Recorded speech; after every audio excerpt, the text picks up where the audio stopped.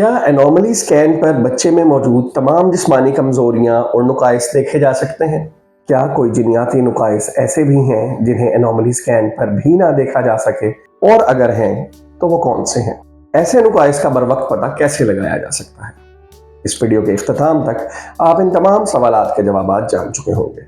میں ہوں doctor Adeel Riaz, consultant radiologist at Ilyas Medicare and diagnostic centre, Lahore. Video میں آگے بڑھنے سے پہلے میں آپ کو کہنا چاہوں گا کہ اگر آپ نے اب تک ہمارا چینل سبسکرائب نہیں کیا تو اسے سبسکرائب کر لیجئے اور بیل آئیکن کلک کر دیجئے تاکہ صحت کی آگہی سے متعلق ہماری آنے والی تازہ ترین ویڈیوز آپ کو بروقت ملتی رہیں۔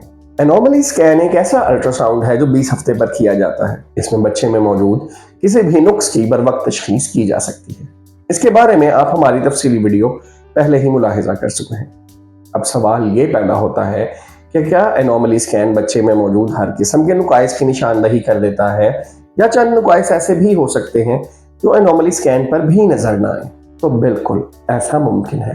جیسا کہ میں آپ کو اپنی پچھلی ویڈیو میں بتا چکا ہوں کہ حمل کے 18 سے 22 ہفتے کے دوران وہ وقت ہے جس میں بچے کے تمام جسمانی اعضاء مکمل طور پر بن چکے ہوتے ہیں، اور یہی وجہ ہے کہ یہ وقت انوملی اسکین کے لیے بہترین ہوتا ہے۔ تاہم چند چیزیں ایسے ہیں جن کو اس وقت سے پہلے یا بعد میں ہی ڈیٹیکٹ کیا جا سکتا ہے۔ مثلاً ڈاؤن سنڈروم، وہ بچے جن کو ہم منگول بچے بھی کہتے ہیں۔ یہ ایک ایسا مسئلہ ہے جس کو بہترین طور پر 12 ہفتے پر دیکھا جا سکتا ہے، کیونکہ اس میں ہونے والے بچے کی گردن کے پیچھے موجود ایک مائع کی مقدار، جسے نکل ٹرانسلوسنسی کہا جاتا ہے، کو میئر کیا جاتا ہے۔ اگر یہ مقدار 3 mm سے کم ہو تو ڈاؤن سنڈروم کا کسی قسم کا کوئی خدشہ نہیں ہوتا۔ تاہم حمل کے 13ویں ہفتے کے بعد نکل ٹرانسلوسنسی نہیں دیکھی جا سکتی۔ اگرچہ انوملی اسکین میں ڈاؤن سنڈروم کے باقی فیچرز کا مکمل مشاہدہ کیا جاتا ہے، تاہم پھر بھی اس بات کا امکان موجود رہتا ہے کہ اگر 12ویں ہفتے پر نکل ٹرانسلوسنسی نہیں دیکھی گئی تو ہم ڈاؤن سنڈروم کو مکمل طور پر رول آؤٹ نہیں کر سکتے۔ کم از کم صرف الٹرا ساؤنڈ پر ایسا کرنا ممکن نہیں ہوگا۔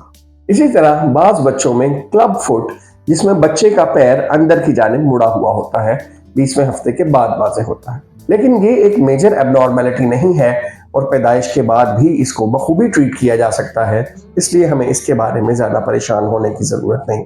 اسی طرح کچھ بچوں میں تالو یا ہونٹ کے کٹے ہونے کا مسئلہ انوملی اسکین پر نظر نہیں آتا۔ ان میں یہ مسئلہ عموماً 28 یا 30 ہفتے کے الٹرا ساؤنڈ پر واضح ہوتا ہے، اور بعض اوقات اگر بچے کا چہرہ ماں کی پیٹھ کی جانب ہو تو 28 ہفتے پر بھی اس کا مشاہدہ مشکل ہو سکتا ہے۔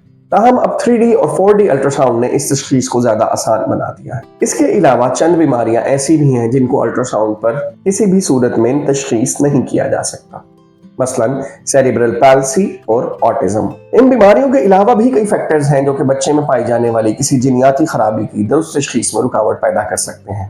مثلاً اگر الٹرا ساؤنڈ کرتے ہوئے پانی کی مقدار انتہائی کم ہو یا ہونے والی ماں کا وزن کافی زیادہ ہو تو یہ بچے کی جسمانی تفصیلات کے مکمل مشاہدے میں رکاوٹ بن سکتے ہیں۔ بعض صورتوں میں بچے کی اپنی پوزیشن بھی رکاوٹ کا باعث بن سکتی ہے۔ ان تمام لیمیٹیشنز کے باوجود حقیقت یہ ہے کہ انوملی اسکین ہونے والے بچے میں پائی جانے والی کسی بھی کمزوری کے بروقت مشاہدے کا بہترین ذریعہ ہے، اور اگر انوملی اسکین نارمل آ جائے تو آپ اس بارے میں مکمل اطمینان رکھ سکتے ہیں کہ آپ کا ہونے والا بچہ کسی بھی ذہنی یا جسمانی معذوری کا شکار نہیں ہوگا۔ در حقیقت انوملی اسکین کی لیمیٹیشنز ہمیں اس بات کا احساس دلاتی رہتی ہیں کہ ابھی تحقیق اور ترقی کے بہت سارے پہلو کھوجنا باقی ہیں۔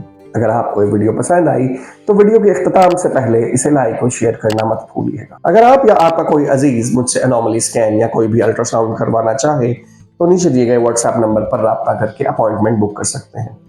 اگر آپ کے ذہن میں اس بارے میں کوئی بھی سوال ہو تو نیچے کمنٹ سیکشن میں سوال پوچھیے، آپ کے ہر سوال کا جواب ضرور دیا جائے گا۔ میں ہوں doctor Adeel Riaz, consultant radiologist at Ilyas Medicare and diagnostic centre, Lahore. Till next episode, اللہ حافظ۔